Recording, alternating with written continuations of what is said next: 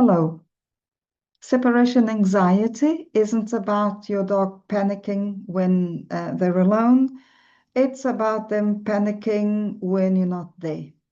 So this comes from an excessive emotional dependence on you, and your dog has learned to see you as their only source of safety. So when you're not there, they panic. So it stands to reason that solving separation anxiety is about helping your dog become more independent. Now, and this is absolutely true.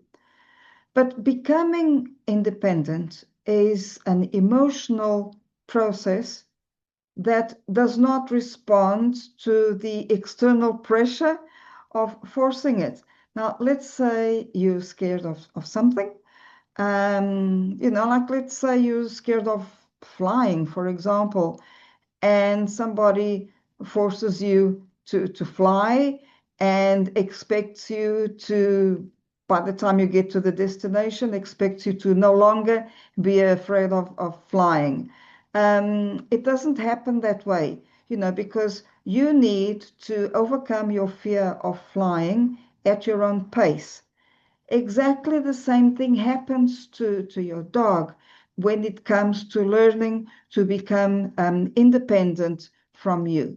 So, another thing, let's think of it this way. When puppies are born, they are physically and emotionally dependent on their mother. And then as they grow, their mother gives them independence, and they also themselves become more independent when they start exploring their environment. So this process of becoming independent from their mother is gradual, and it happens over time. It doesn't just happen like, from night to day, because as I mentioned, it's an emotional process. You cannot force emotions. So, what happens is we end up in our attempt to solve our dog's separation anxiety by helping them or teaching them to become emotionally independent.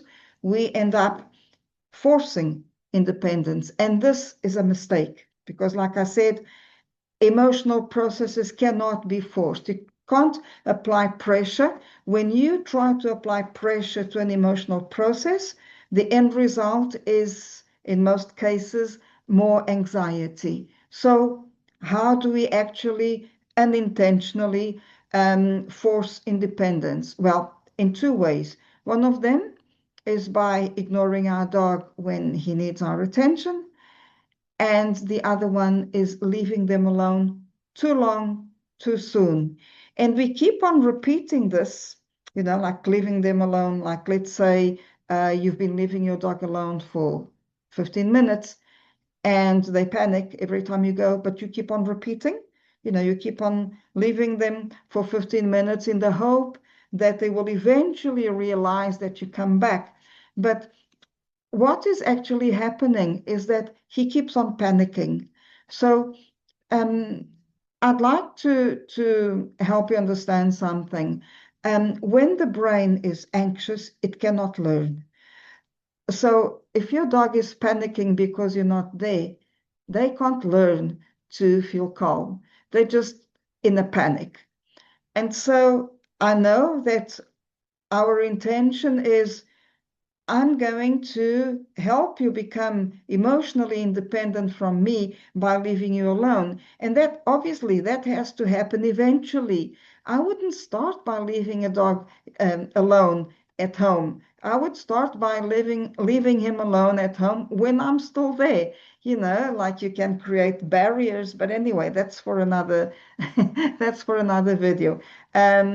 So when we do leave them alone for too long, too soon, and we keep on repeating this, hoping that they will break through, that is not going to happen, okay? Because your dog is going to keep on panicking.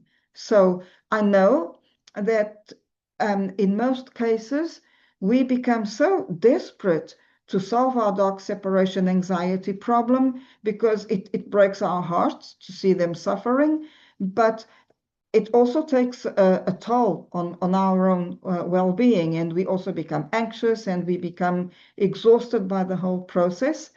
And so we may be driven to force independence by wanting to rush the process so that he gets relief, but then we also trying to get relief for ourselves.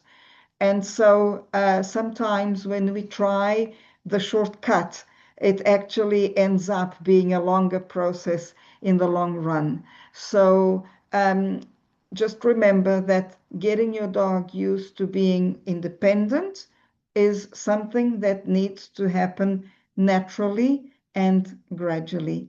If you enjoyed this video, just subscribe to our channel so that you can have access to many other videos that are here to guide and support you. Take care.